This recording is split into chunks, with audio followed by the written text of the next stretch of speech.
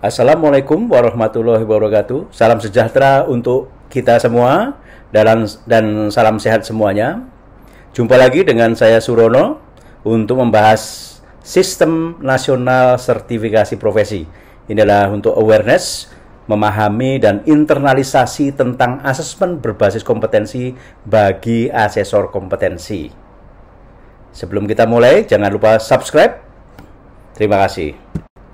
Ibu, Bapak, dan saudara sekalian, apa yang harus kita selalu aware atau selalu concern atau selalu ingat, yaitu memahami dan internalisasi tentang asesmen berkompetensi bagi para asesor. Ada 4 hal yang selalu harus diingat. Yang pertama adalah Sistem Nasional Sertifikasi Profesi. Yang kedua adalah mengenai asesmen berbasis kompetensi. Kemudian standar kompetensi, dan yang keempat adalah harmonisasi sistem sertifikasi profesi secara internasional. Mari kita akan bahas satu persatu secara lengkap untuk memastikan bahwa kita selalu aware terhadap masalah-masalah ini. Yang pertama adalah Sistem Nasional Sertifikasi Profesi. Nah, amanat sertifikasi kompetensi di Indonesia ini dituangkan dalam Undang-Undang Nomor 13 Tahun 2003. Di sana pada pasal 18 ayat 1 sampai 2 bahwa sertifikasi merupakan hak pengakuan melalui sertifikasi bagi tenaga kerja atau masyarakat Indonesia yang terlatih. Dan ini didukung dengan pasal nomor 18 ayat 5 dengan dibentuknya Badan Nasional Sertifikasi Profesi untuk melayani hak-hak sertifikasi tadi. Kemudian pada tahun 2004 terbit PP 23 mengenai Badan Nasional Sertifikasi Profesi. Tugasnya adalah melaksanakan sertifikasi kompetensi kerja.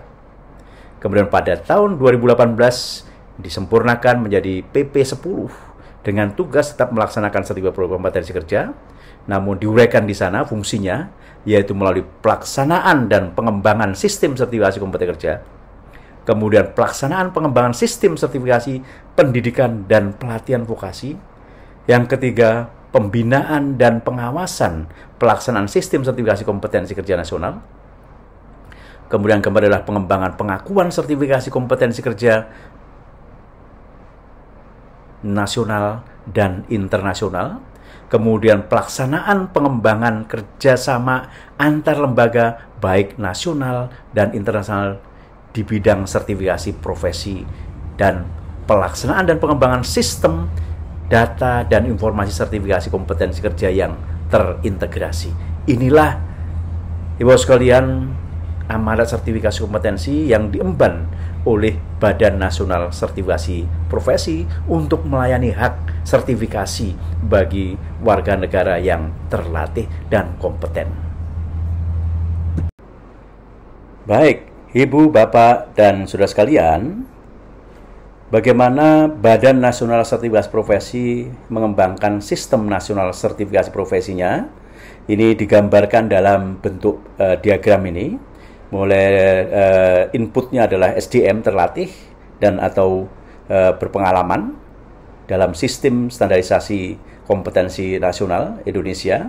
Kemudian outputnya adalah sebagai SDM yang profesional, kompeten, dan diakui. Ada 6 subsistem yang dibangun di sini. Yang pertama adalah subsistem pengembangan kelembagaan yang melibatkan para stakeholder, yaitu asosiasi profesi, asosiasi industri, Badan Koordinasi Sertifikasi Profesi, kemudian kementerian dan lembaga, untuk mengembangkan LSP, tempat uji kompetensi, dan SDM. Nah, kelembagaan ini dibangun dalam bentuk LSP pihak 1, LSP pihak 2, dan LSP pihak ketiga. LSP pihak ketiga adalah LSP yang didirikan oleh asosiasi industri dan asosiasi profesi dan atau untuk mensertifikasi masyarakat luas pada bidangnya. Kemudian LSP pihak 2 adalah LSP yang didirikan oleh industri untuk mensertifikasi pemasoknya. atau dapat didirikan oleh otoritas kompeten untuk mensertifikasi jejaringnya dalam rangka percepatan pembangunan.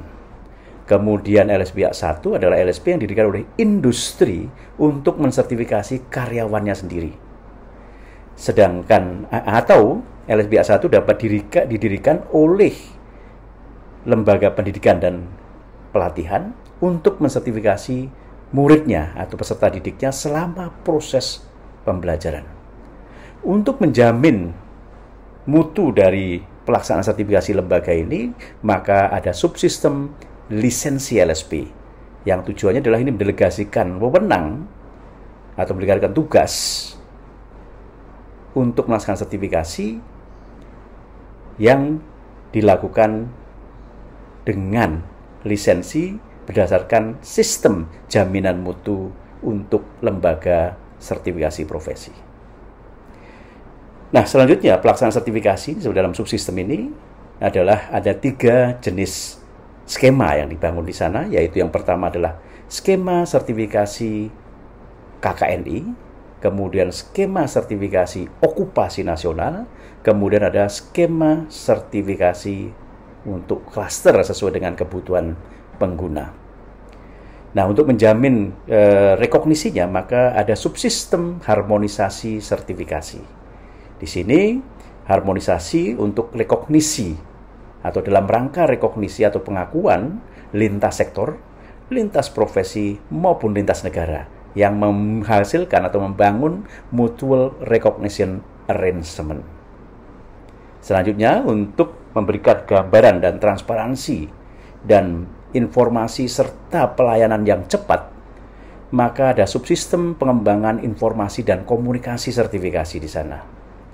Dan untuk menjamin bahwa seluruh subsistem ini bekerja dengan baik dalam sistem standarisasi, dalam sistem sertifikasi nasional ini, maka ada satu lagi yaitu subsistem pengendalian mutu sertifikasi untuk menjamin bahwa ini bisa berjalan dan sustainable. Baik, kita kembali kepada asesor kompetensi atau workplace kompetensi asesor. Apa mereka ini? Adalah orang yang mempunyai kompetensi mencakup aspek pengetahuan, keterampilan, dan sikap kerja yang sesuai dengan standar yang ditetapkan. Bersifat kompetensi dan mendapatkan penugasan resmi untuk melakukan dan berikan asesmen atau uji kompetensi dalam uji kompetensi yang memerlukan pertimbangan atau pembenaran secara profesional.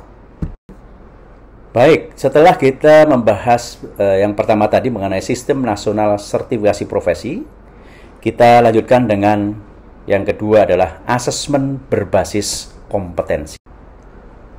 Asesmen berbasis kompetensi ini apa? Yaitu pengumpulan bukti dan membuat keputusan sejauh mana seorang pekerja dapat mendemonstrasikan pekerjaannya sesuai dengan standar kompetensi.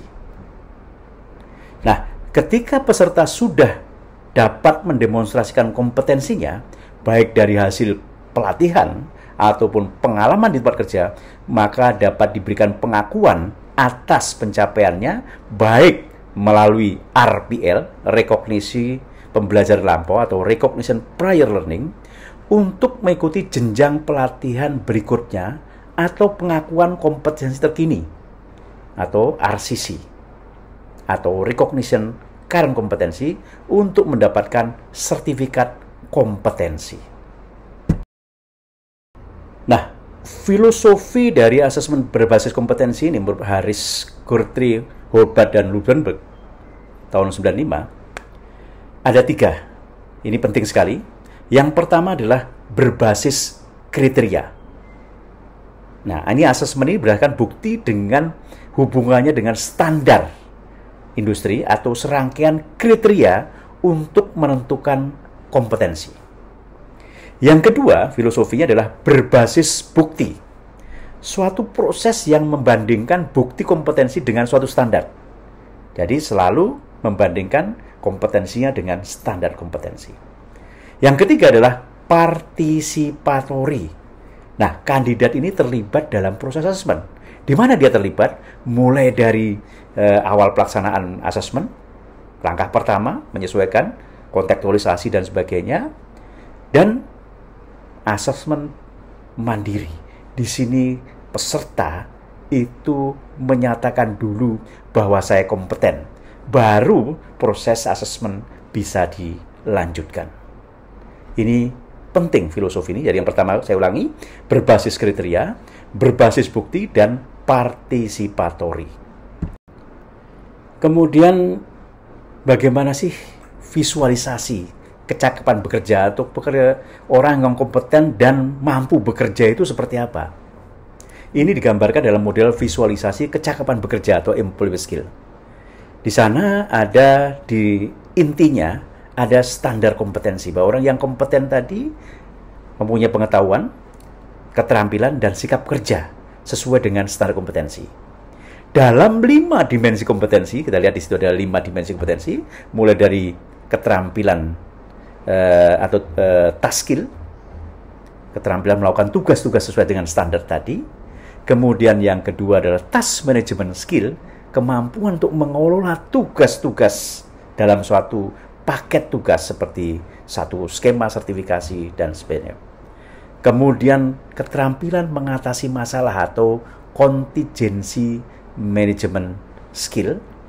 Dan yang keempat adalah job role environment skill, kemampuan untuk adaptasi dengan persyaratan tempat kerja, berperan di tempat kerja. Dan yang kelima adalah keterampilan untuk transfer skillnya dalam berbagai kemungkinan, perbedaan standar, lokasi, dan sebagainya, disebut sebagai transfer skill. Kemudian mereka harus employable, yaitu mulai dari bagaimana komunikasi, kemudian problem solving, teamwork, berinisiasi dan gigih atau berwirausaha, perencanaan dan pengorganisasian, manajemen diri, teknologi, dan belajar. Inilah visualisasi orang yang betul-betul kompeten, bukan hanya skill, knowledge, and attitude saja, tetapi harus dalam dimensi kompetensi, 5 dimensi, dan harus employable. Kemudian bagaimana hubungan antara CBT atau kompetensi based training atau pelatihan berbasis kompetensi dengan CBA, kompetensi based assessment. Kompetensi based assessment ini merupakan pengukuran kompetensi peserta pelatihan terhadap standar kompetensi kerja. Asesmen ini adalah proses pengumpulan bukti untuk menganalisis kemajuan dan prestasi peserta didik atau pelatihan. Nah, dalam asesmen kompetensi harus didahului dalam filosofi tadi dengan artinya partisipatori. Salah satunya adalah melakukan asesmen mandiri. Sedangkan dalam pelatihan berkompetensi, karena pelatihan berbasis kompetensi adalah melatih sampai kompeten, maka sampai si peserta menyatakan diri, ya saya kompeten, melalui asesmen mandiri.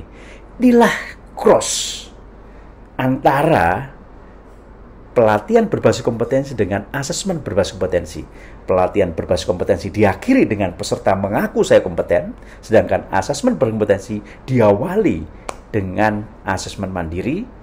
Disinilah pertemuan antara link and match atau link and match antara pelatihan berbasis kompetensi dengan asesmen berbasis kompetensi. Baik. Kita sudah membahas mengenai sistem nasional sertifikasi profesi, kemudian mengenai asesmen berbasis kompetensi. Sekarang kita masuk pada standar kompetensi. Ini hal yang sangat penting, standar kompetensi ini, untuk memastikan bahwa kita bisa melakukan asesmen berbasis kompetensi.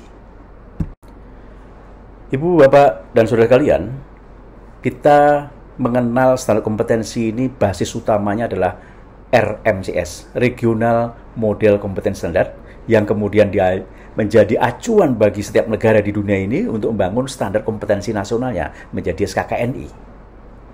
Nah, RMCS ini membangun standar kompetensi terutama dikembangkan sebagai alat asesmen. Itu betapa pentingnya standar kompetensi dalam asesmen berbasis kompetensi.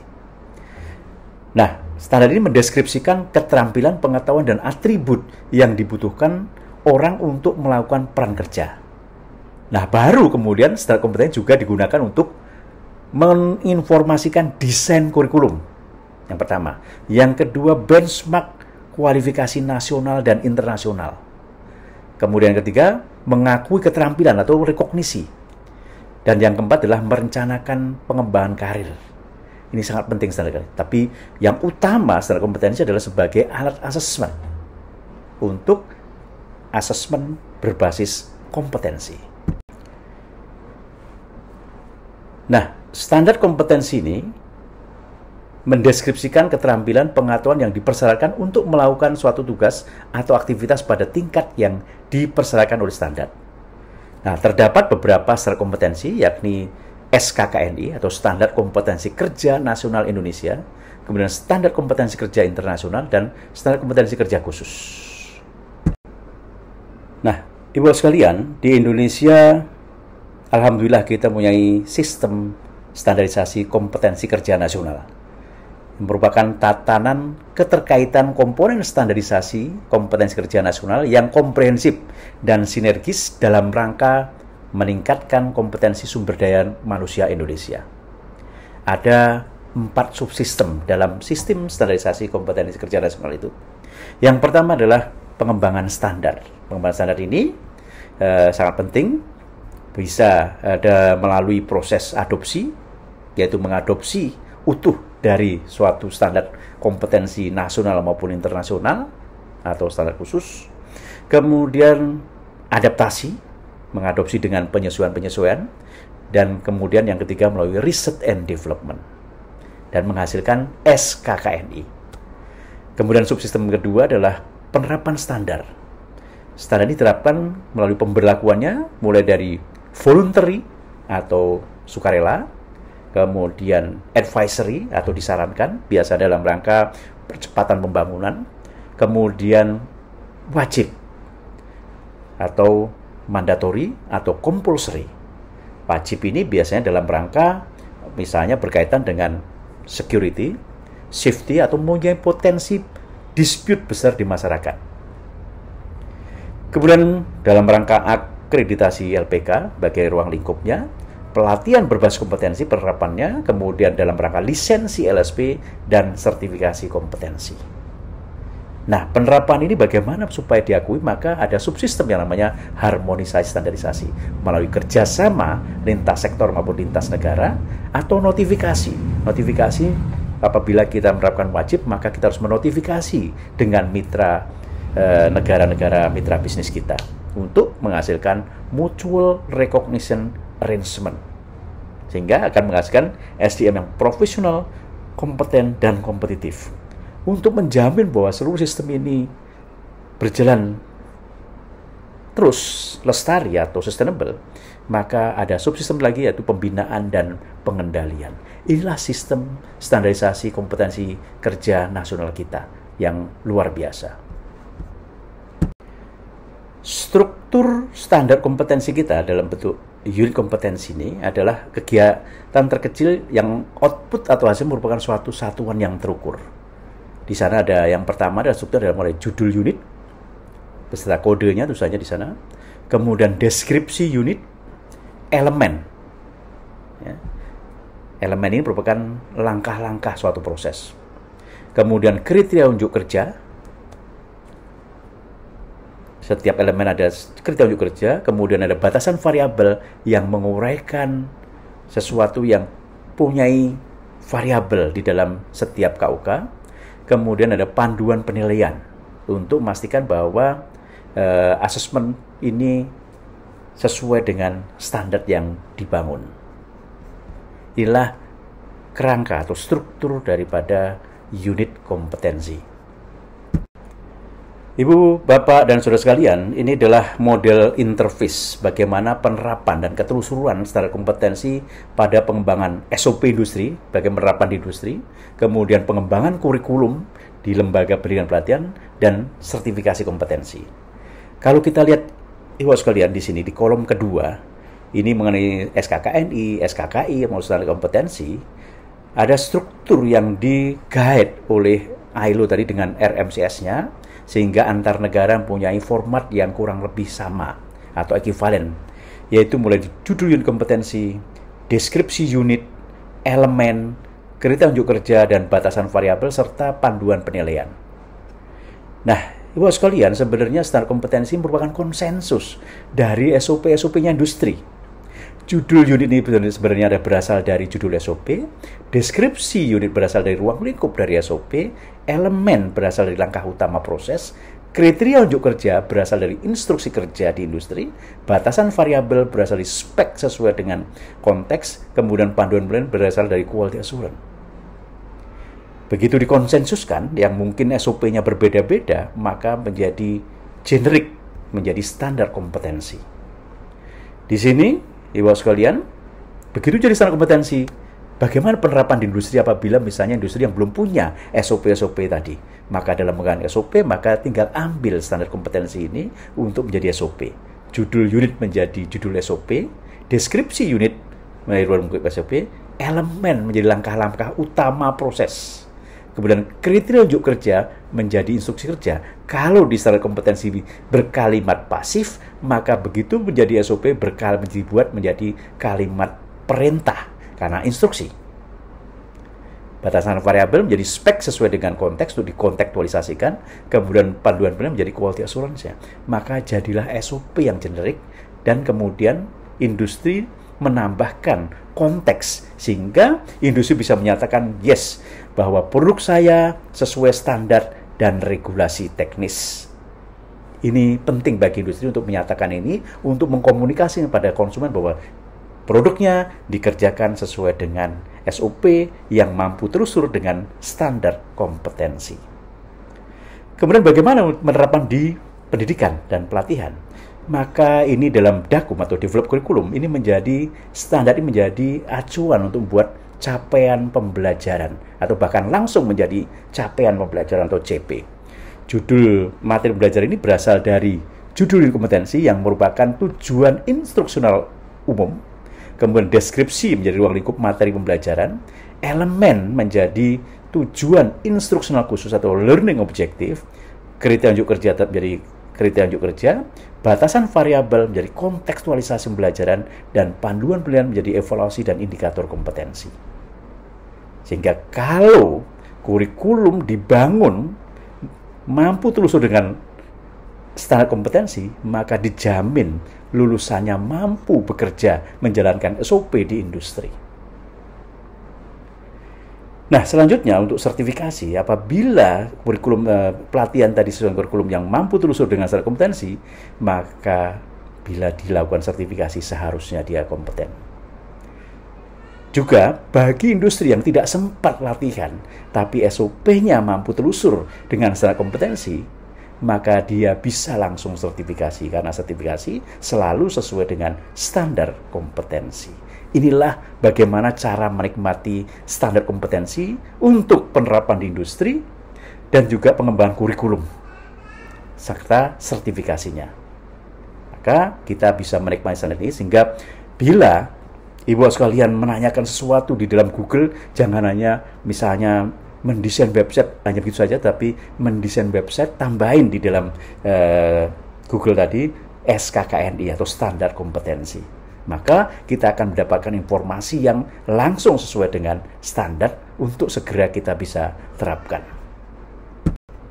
Nah, selanjutnya untuk menerapkan standar kompetensi dalam suatu sertifikasi, maka kita kenal yang namanya skema sertifikasi. Nah, di sini khususnya sebagai contoh adalah skema sertifikasi asesor kompetensi. Ini merupakan skema sertifikasi berdasarkan suatu jabatan kerja asesor kompetensi pada sistem nasional sertifikasi profesi yang ditetapkan secara nasional dan mampu telusur okupasi internasional untuk memastikan skema ini juga portable atau bisa dibawa ke negara manapun. Karena skema ini berlaku secara nasional dan portable untuk negara antar negara, skema sertifikasi okupasi asesor kompetensi ditetapkan oleh komite skema yang dibentuk oleh otoritas kompeten sesuai bidangnya, yakni Badan Nasional Sertifikasi Profesi. Unit kompetensi dalam skema sertifikasi asesor kompetensi ini ada tiga, yaitu yang pertama adalah merencanakan aktivitas dan proses asesmen, kemudian melaksanakan asesmen, dan yang ketiga adalah memberikan kontribusi dalam validasi asesmen.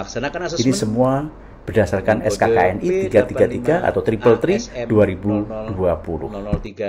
0032. Ini dari Kepmenaker nomor 185 tahun 2018. Kemudian memberikan kontribusi dalam validasi asesmen dengan kode unit P854900 04701. Ini dari Kepmenaker 161 2015.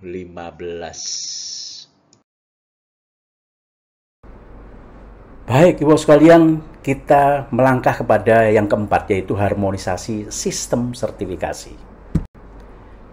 Ibu sekalian, harmonisasi ini ditujukan untuk membangun rekognisi, saling pengakuan, lintas sektor, lintas negara, atau lintas profesi. Nah, kita sering ditanya, Ibu sekalian, apakah sertifikasi BNSP diakui secara nasional dan lintas sektor? Jawabannya, ya.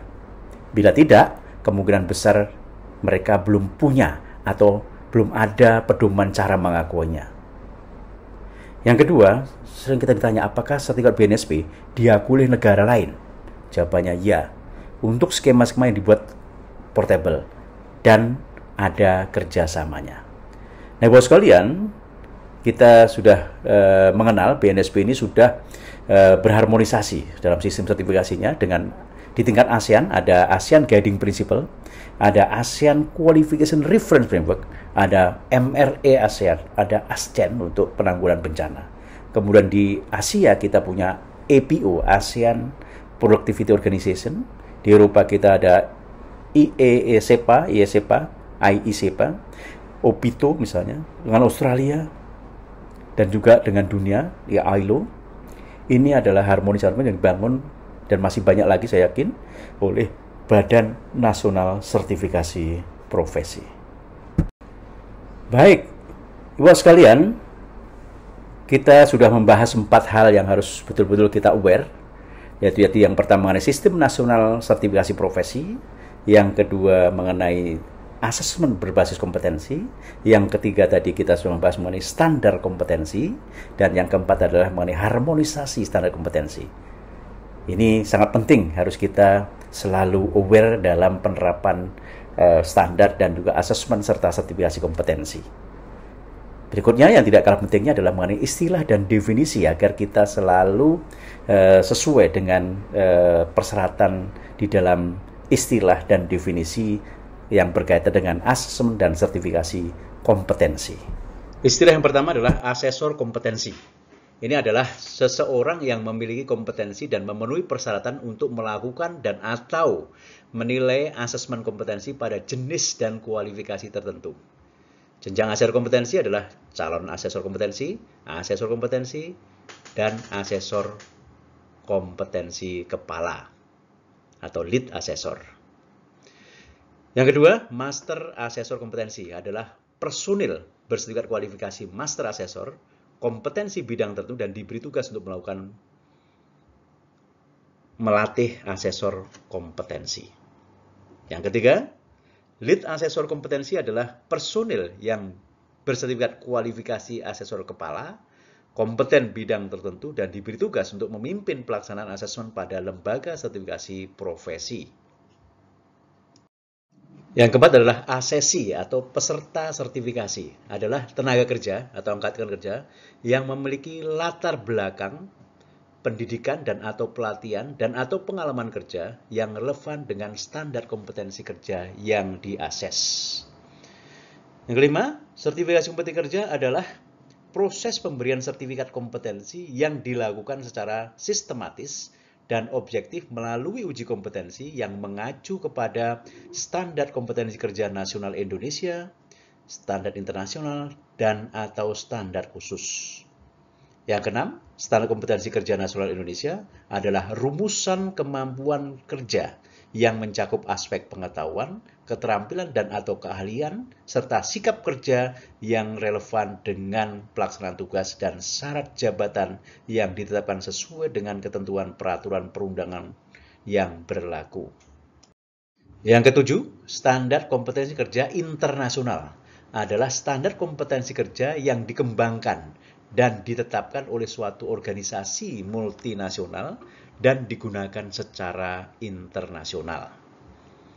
Kemudian standar kompetensi kerja khusus adalah standar kompetensi yang dikembangkan dan digunakan oleh organisasi untuk memenuhi tujuan organisasinya sendiri dan atau untuk memenuhi kebutuhan organisasi lain yang memiliki ikatan kerjasama dengan organisasi yang bersangkutan atau organisasi lain yang memerlukan.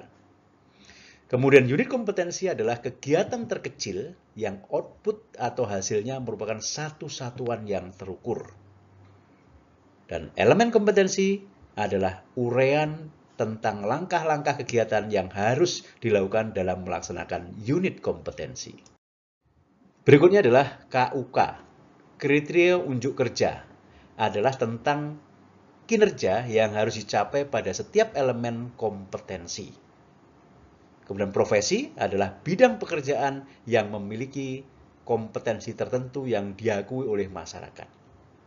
Sedangkan proses sertifikasi adalah kegiatan lembaga sertifikasi profesi dalam menentukan bahwa seseorang memenuhi persyaratan sertifikasi yang mencakup pendaftaran, penilaian, keputusan sertifikasi, pemeliharaan sertifikasi, sertifikasi ulang, dan penggunaan sertifikat maupun logo atau penanda mark.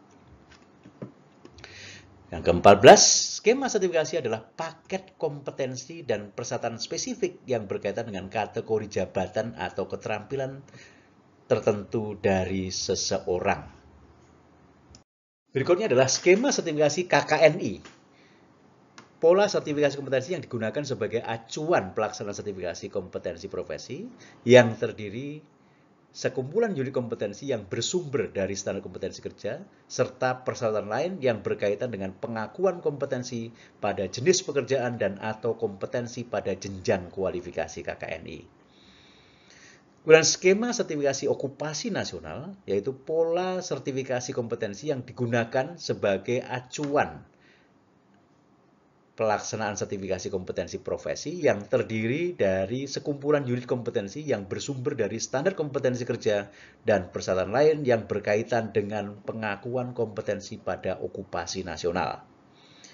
Kemudian skema sertifikasi klaster adalah pola sertifikasi kompetensi yang digunakan sebagai acuan pelaksanaan sertifikasi kompetensi profesi yang terdiri dari sekumpulan unit kompetensi yang bersumber dari standar kompetensi kerja dan persyaratan lain yang berkaitan dengan pengakuan kompetensi untuk memenuhi kebutuhan tertentu dan dari industri atau pengguna. Berikutnya adalah persyaratan sertifikasi. Adalah kumpulan persyaratan yang ditentukan termasuk persyaratan skema sertifikasi yang harus dipenuhi dalam menetapkan atau memelihara sertifikasi. Berikutnya, sertifikat adalah dokumen yang diterbitkan oleh lembaga sertifikasi profesi yang menunjukkan bahwa orang yang tercantum namanya telah memenuhi persyaratan sertifikasi. Sedangkan kompetensi adalah kemampuan kerja setiap individu yang mencakup aspek pengetahuan, keterampilan, dan sikap kerja yang sesuai dengan standar yang ditetapkan.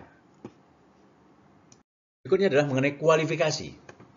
Kualifikasi ini adalah penguasaan capaian pembelajaran yang menyatakan kedudukannya dalam kerangka kualifikasi nasional Indonesia atau KKNI.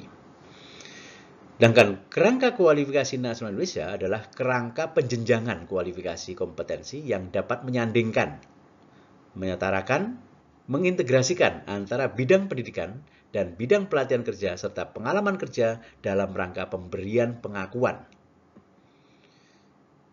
Sedangkan asesmen atau uji kompetensi adalah proses penilaian kepada seseorang terhadap pemenuhan persyaratan yang ditetapkan dalam skema sertifikasi.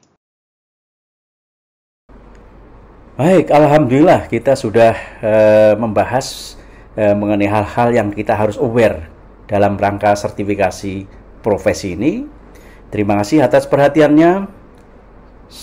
Semoga selalu sukses dan terus tambah kompeten. Salam. Wassalamualaikum warahmatullahi wabarakatuh. Jangan lupa subscribe.